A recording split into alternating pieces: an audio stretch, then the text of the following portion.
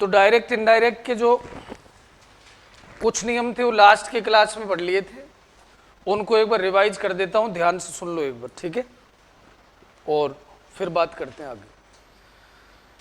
यदि reporting speech में say to tell, says to tells, will say to will tell, shall say to shall tell, present या future tense दिया गया होता है तो इनडायरेक्ट बनाते समय वाक्य का टेंस नहीं बदलता है। रिपोर्टेड स्पीच का वाक्य अगर डेली रूटीन कस्टम प्रैक्टिस का होता है तो का टेंस नहीं बदलता है। और daily routine habit custom practice के वाक्य कितने होते हैं? दो तरह के हैं। एक तो वे हैं जिनमें एडवर्बियल हिंट होता है, यानी कि वाक्य में daily, usually, generally, occasionally, rarely, barely, ever, never, seldom, always, often, frequently, every day, week, month, year, all the time, regularly अगर दिया गया हो तो का टेंस नहीं बदलता है। और दूसरे होते सेंस वाले, जिनमें आपको चीज अंडरस्टूड रहती है कि ये हैबिचुअल एक्शन है तो का टेंस नहीं बदलता है। दो गए। अगर रिपोर्टेड स्पीच का वाक्य में could, should, must, might, had नहीं तो यूज टू दे रखा है तो का टेंस नहीं बदलता है। अगला नियम था यूनिवर्सल ट्रुथ होता है तो का टेंस नहीं बदलेगा। एपिग्रामेटिकल होता है तो का टेंस नहीं बदलता है। इटर्नल ट्रुथ, शाश्वत सत्य होता है तो का टेंस नहीं बदलता है। स्टिल एग्जिस्टेंस का वाक्य होता है तो का टेंस नहीं बदलता है। अगला आप नियम लिखिए,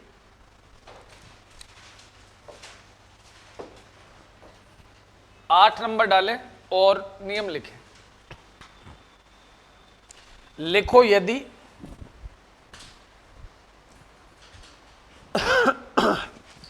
रिपोर्टेड स्पीच, यदि रिपोर्टेड स्पीच का वाक्य ऐतिहासिक तथ्य का होता है, यदि रिपोर्टेड स्पीच का वाक्य ऐतिहासिक तथ्य का होता है, मतलब हिस्टोरिकल फैक्ट, तो इनडायरेक्ट बनाते समय,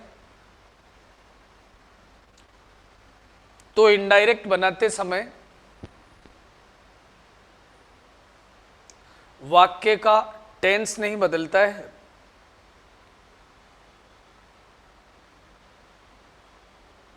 टेंस नहीं बदलता है, ठीक है। अब इसका उदाहरण देखो, आप देखो भाई,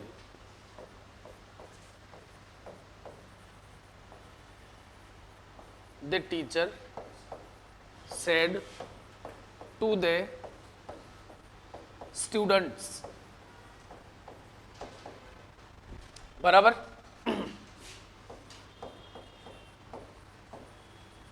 देखो बातें वही हैं और वही चलेंगी बार बार बार बार, ठीक है। एक ही बात है, मतलब 4 नियम में बार बार चलेंगे, कुछ एडिशनल चीजें उनमें जुड़ती चली जाएगी। Akbar defeated Hemu in the battle of,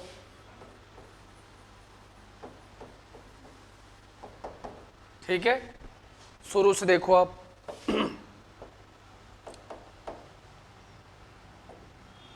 जब भी किसी वाक्य को डायरेक्ट से इनडायरेक्ट में बदलते हैं तो सबसे ही पहला काम क्या है? इन्वर्टेड कोमाज के भीतर के वाक्य को देखते हैं, यानी कि कोटेशन मार्क्स के भीतर जो वाक्य उसको देखा जाता है। सबसे पहला काम यही है। बात समझ में आ रही दीपक? सबसे पहला काम यही है, इन्वर्टेड कोमाज के भीतर के वाक्य को देखते हैं।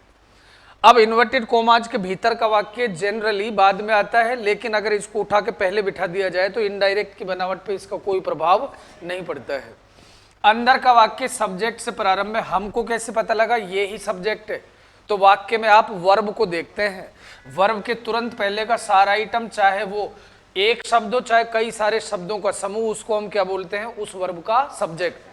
जब भी कोई वाक्य सब्जेक्ट से प्रारंभ होता है और आखिर में क्या फुल स्टॉप, तो वाक्य कैसा रहा? साधारण। अगर वाक्य साधारण है तो सेड टू का हम क्या करते हैं? टोल्ड। तो बोले क्या बना? द टीचर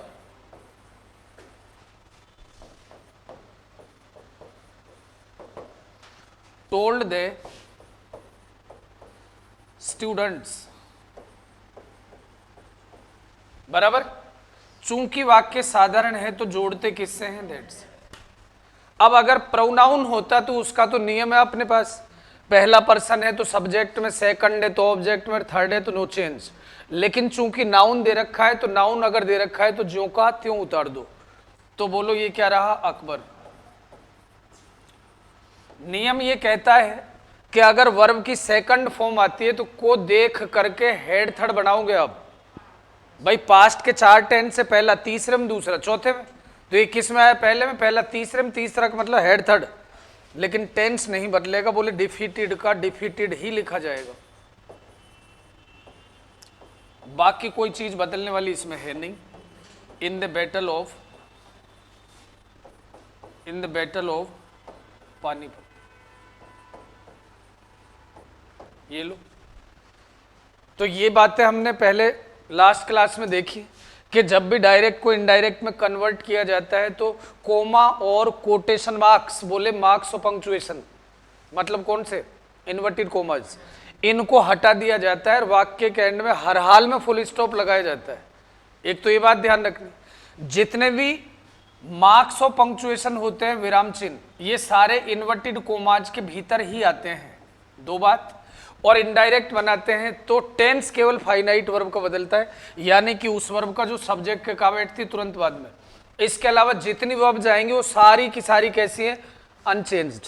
उनको आपको जो का त्यों रखना है, एज इट इज। ठीक है।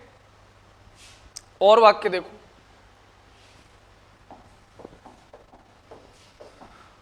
और देखो वाक्य,